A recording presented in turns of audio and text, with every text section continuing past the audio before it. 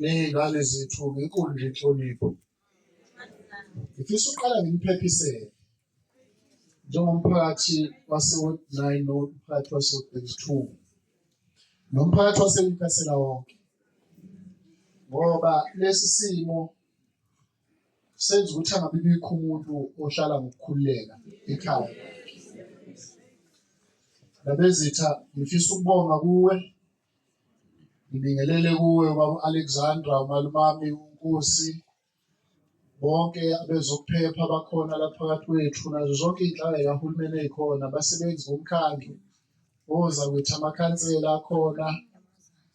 Ngifisa ukunibingelela udadewethu uMakhondo nomfowethu uMaziya bamakhansela lapha ewodini. Ubaba Alexander usekushilo.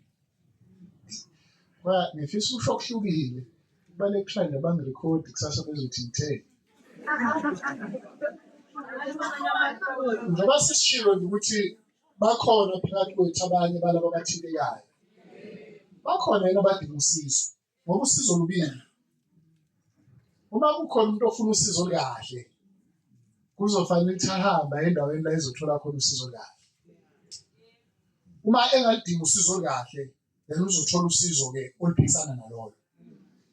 I cannot allow ukuthi ngesikhathi sami sokuhola eNyucastle kube khona iy'ngane ezizo-undermine to that level. Ngoba uma kuhlangana iy'ngane iqhubeka ibulala abantu, lokho kwenzeke egameni lami, angizukuvuma ukuthi kuqhubeke. Izingane zenu lezi ziyelana emakhaya liyothatha isinqumo.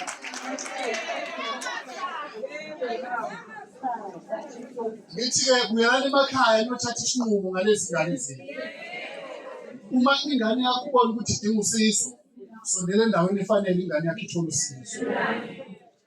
Manje ngisho nabuza ukuthi amadoda kule ndawo akhona yini.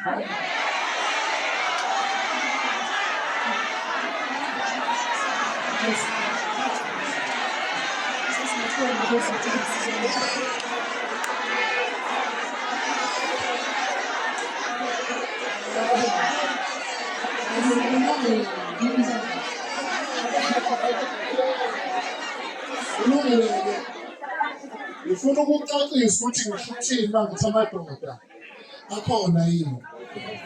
Yabona mina ekhaya ngithi ngeke ngivume mina. Angeke ngivume mina ukuhlala ekhaya nodadewethu othukile. Ngoba uma ngihlele ekhaya ngihlale nodadewethu ongakwazi ukuhamba ngokukhululeka, kusho ukuthi mina amandla ami ukuba yindoda aphelile. Uma ngizohlala ekhaya nobaba ney'ngane zisabayo, kusho ukuthi amandla ami okuba ubaba aphelile ngaphucile.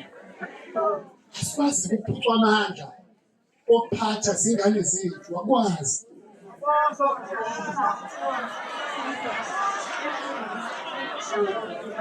Kulungile-ke, ngibona-ke lokho okushoyo kufanele ukuthi sibuke kube yi-reality, sabuke njenge-excuse yokuyeka ingane. Ngoba iqiniso lithi iphuma kuwe ekhaya. Kulungile ukuthi uzoboshwa uma uyishaya. Usuyile yini eminyangweni efanele ukuyosho ukuthi ingane yami inenkinga. Usaba ukuthi izobuye ihlasele nabangani bayo. Manje mina engikushoyo ukuthi cha, ngeke mphakathi. Ngeke ngivume ukuthi egameni lami iqhubeke nokuba ney'dumbu. Ngoba uma uqhubeka lento ayideleli mina nonke, ibhekene nje nami ukuthi ngesikhathi sakhe sokuhola kwande iy'ngane ey'ngabuseki. Kodwa-ke futhi kubalulekile ukuthi sibuke ukuthi iy'ngane ay'buseki nje kusukelaphi.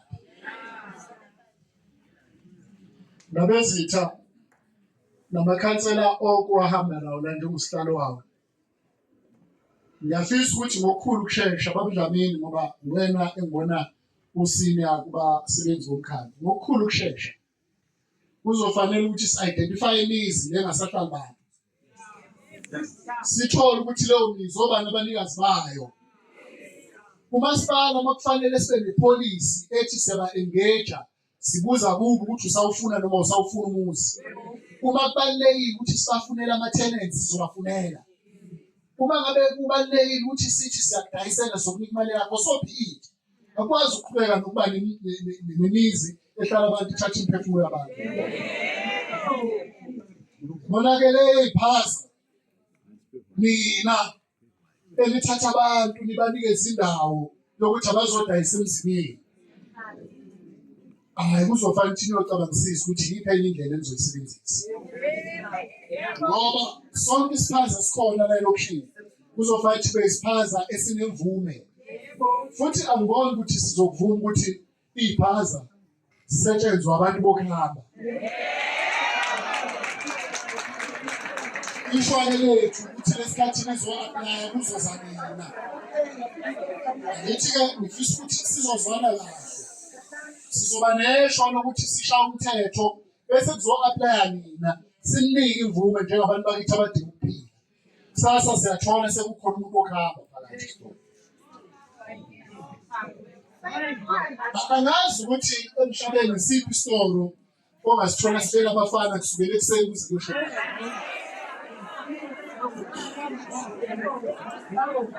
Kulungile-ke ngoba zingane zenu lezi zihlala ey'tolo. Futhi laba abantu balezi zitolo bafakwa yini? Yazini ukuthi thina sizokwenza umsebenzi wethu.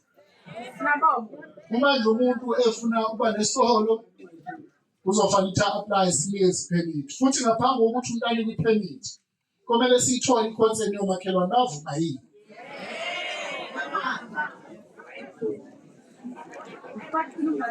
Ubaba Alexander ngicabanga ukuthi useyikhavile i-visibility yamaphoyisa. Amaphoyisa must be visible. Kodwa amaphoyisa aletha abantu. Abantu amaphoyisa. Kufanele ngisho futhi kufanele ishiwo yini lento. Kufanele thina abalingi abantu isidalwa nje sonke siwumuntu sinabo ubuthakathaka. Musani ukuthi manje ufuna ukwenza imisebenzi noma sifuna ukwenza imisebenzi nje okungcola. Bese sixakekisa abantu abasemsebenzini. Asikiyeke nje ukukhokhela amaphoyisa amayikhokhela. Sikiyeke impela.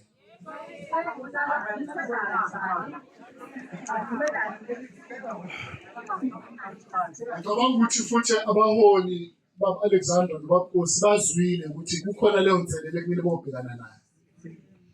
Yabona mina ngiyakholele kuleni nomuntu sengeke ngamtshela ukuthi wena nyathela. Njoba size lapha sizosho ukuthi hayi it's now or never. Ayiphele leyo. Ngoba ngoba lo wenzeka kwedwa ukuze abantu babone ukuthi esikhathele.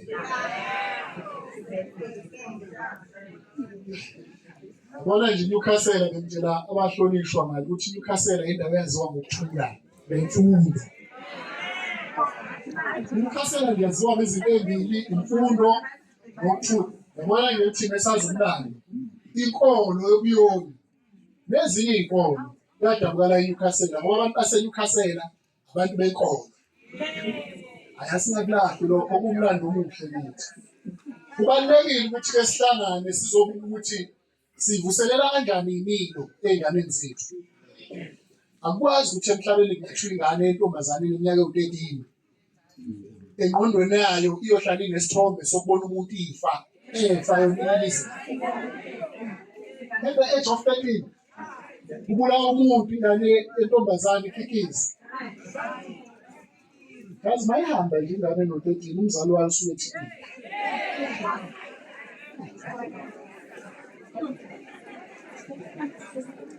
angiyazi-ke le ey'ndlamu ukuthi lagidwa khona iy'ndlamu kwenza ukuthi baphephe abantu.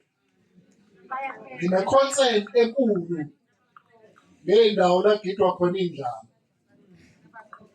Ya siyavumelana zebaqoqo. Futhi ngizogqugquzela ukuthi akubuyiswe zemidlalo ey'nganeni zethu ukuze zikwazi ukuqoqeka. Kodwa enye into kufanele uyiqaphele. Uqapheleni ukuthi lezi ngane abantu abaningi la bey'gidisa khona indlamu bagcina ezinye bey'shunqisela. Iqiniso lelo awukwazi ukuba nengane yomfana ezoqonda ngesibhamini ingasabi isibhamu. Phela mina ngiyayibona kahle imikhuba egelwa lezi ngane. Awukwazi manje ukuba nomuntu ono-30 years ozoba nesibindi sokulima umuntu. So-ke nalena babagidisa indlamu ibalulekile ukuthi ibukele eduze. Ibalulekile ukuthi nabo basondezwe eduzane kuzoxoxwa kahle nabo. Ngoba-ke as much as sithi kuphephile lapha esaveni lakwezithu kuneqembu legebengu kwakuthiwa amabhula FM bangakhona bawazi ayidabule ngayo lento endlala. Angithi endlamini ulawo umtsizo okusheshe uvuke khona. So badinga ukuthi-ke baqoqe bakhuliswe ngendlela efanele. Angisho ukuthi ku-wrong kuhle kodwa khona izinto ekufanele sizoyikhuza nakubo.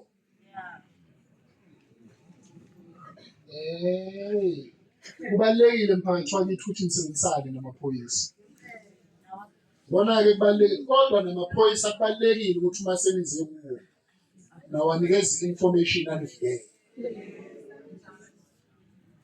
Yazi ukuthi ayikho nje into engaba buhlungu baba-Alexandra njengokuthi masisuka nje na sithi sifike emakhaya bekungena umbiko ukuthi kufa abanye abantu.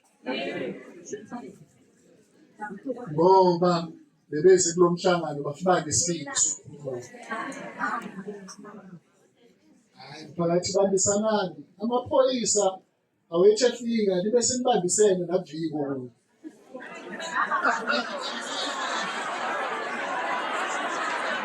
Niyazizwa ukuthi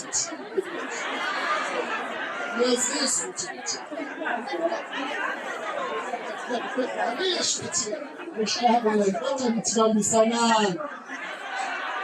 Nikwazi ukuvile.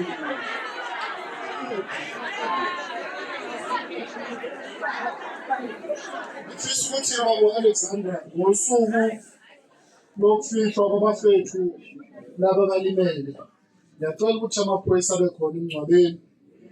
Sike sehlelwa sithunzi njenge-Newcastle. Kunemingcwabo la emabhasini kugibela khona iy'ndawo abafowethu nakuthatha nekusabalalisizwe lonke ngazathi into enhle. Manje-ke siyafisa ukuthi amaphoyisa abe khona ngosuku lomngcwabo kuzoqinisekisa ukuvikela isithunzi somngcwabo nesithunzi sethu njengabantu base-Newcastle. Isikhathi sokuresponda kwamaphoyisa babunkosi siyacela ukuthi nisibukele eduzane nokulandelela amacala athinta inhlalakahle yomphakathi. Siyacela ukuthi niyibukele eduzane nayo. Siyabophezela nathi ukuthi sizoqinisekisa ukuthi ukukhanya ubaba nje umcineka ngithanda angabaseza ngayo. Bahambe bohlala ngoba uma kuthiwa lesi simo enye into esibhebhezelayo ukungakhanya. Ngicela ukuthi impela siprioritize into yokuthi kukhanye. Ngase ngi-eda-ke nanokuthi o-Apollo bethu ake sibamodify babe namakhamera.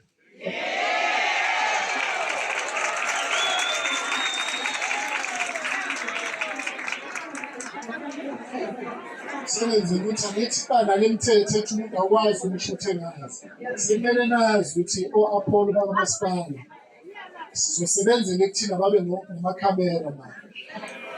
Futhi baba-Alexandra angazi uhlelo selahambe kangakanani. Njengomasipala sinohlelo lokuthi ama-cameras ethu njengomasipala ogada ubugebengu namakhamera noma ngathi yini ithawa nebezitha yamaphoyisa. Kumele nje uma kumemeza umuntu ethi nakho ubugebengu kufanele kungene kithi sobabili, kungene kumasipala kungene emaphoyiseni ngesikhathi esifanayo. So sinalolo hlelo manje olusha esizolisebenzisa.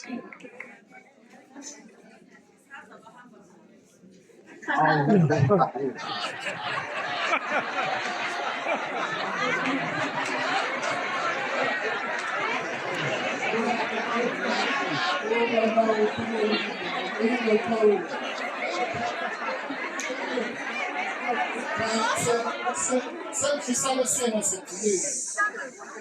Yabona-ke mphakathi wakithi uma kukhona izinto ey'thinta umphakathi ngiyanikhuthaza ukuthi i-politics ibeke eceleni. Ngoba uma kunobungozi uzolimala uy'nkatha, ulimala uyi-ANC, ulimala uyi-EFF, ulimala uyi-MK, uyi-DA, yini kokunye engakubalanga ukufundisa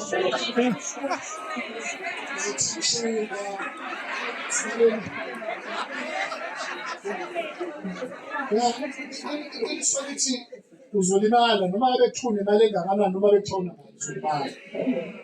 So-ke besibambisaneni baba uNkosi, siyaqinisekisa futhi ukuthi ukusuka manje siya phambili sizoqinisekisa ukuthi imigwaqo le ngaphakathi emakhaya eGravel siyayihwaya ukwenza ukuthi izohambeka.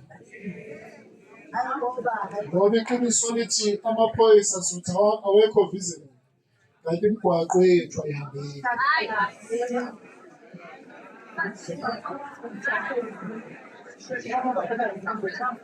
Ngifisa ukuthi umuntu esephethe kona-ke mphakathi wakithi azikho izimo empilweni ezisifikela esingenayo impendulo yazo.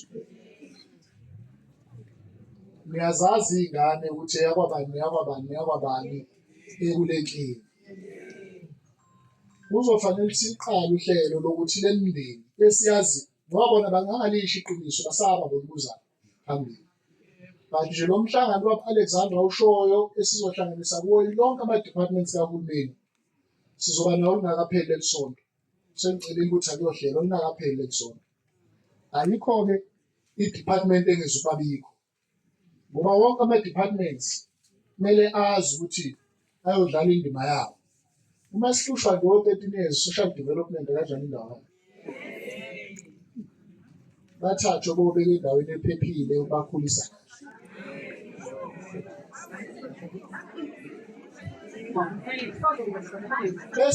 bese bazali siyazi ukuthi izingane zenu kodwa nikiyeke futhi ukuthi uma seyiboshiwe nigijime niyofuna imali yokuyikhipha. Asifazi lapho kusola amaphoyisa no ayikho into eqeda umoya njengokuthi uthi usuwenzile umsebenzi wayitshela ukuthi usebenzile bese ubona imisebenzi yakhe icekele kaphansi ngoba sizothi amaphoyisa awenza umsebenzi nawe uyiphoyisa ngeke ulokhu wabuyela empilo yedwa kathathu. Asibathandi-ke kwenza indlela kahle yokubathanda ukuthi silekelelane ukubakha ngoba impela ubaba Alexandra esho nje sizosebenzisana eduzane lokwempela futhi asizukulinda baba Alexandra ukuthi bafowethu bathi akuze ubaba uMkhwanazi. Ubaba uMkhwanazi sothi sifika kuye sobe sesambe nawe senza umsebenzi phansi. And ngithikile bafowethu bodadewethu. It is now or never. Yabona nje siyesikhathini samaholide manje. Kuzobe kuwukuthi thina eNewcastle sinomlando ukuthi akuyiwe eNewcastle ngoba kunobugebengu. Bayakhala bafowethu ukuthi amasoko ngeke yenze.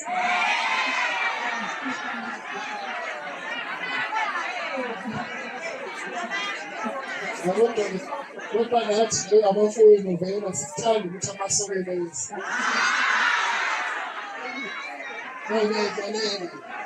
Balungile osibali beze babezokhokha banithathe. Abasindi osibali ukusazisela iy'ngane ngeke yilawuleke bese ngiyahamba.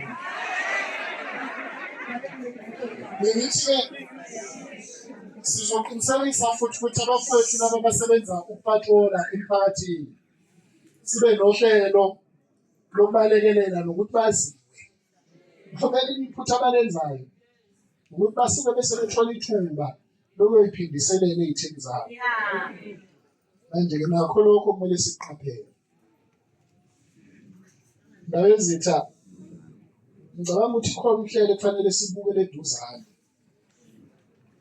ukuthi sobe sibenza ngani nini kuphi. Manje kumele sibe nohlelo la esizobaqoqa khona bonke ozakwethu ngokweminyaka sizoxoxa nabeduzane. Nginayo ifeeling ukuthi kuzomele sisondele kakhulu futhi ku-education. Ngizwe nje umzimba wami uthuthumela uma ngithi kunesikolo la othisha bethu mabezongena khona eklasini baqale bacele kuqala ukuthi anisibuzele kuloniphethe ukuthi singangena yini. Kodwa labo bantu beze esikolweni bazofunda.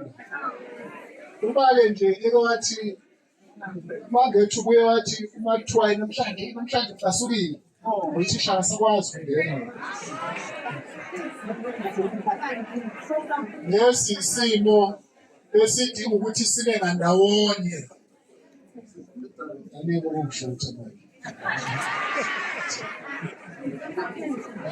Lesi isimo esidinga ukuthi sibe ndawonye. Bese siqinisekise ukuthi noma ubani omunye osafuna ukwenza ubugebengu simshiye novalo lokwenza ubugebengu.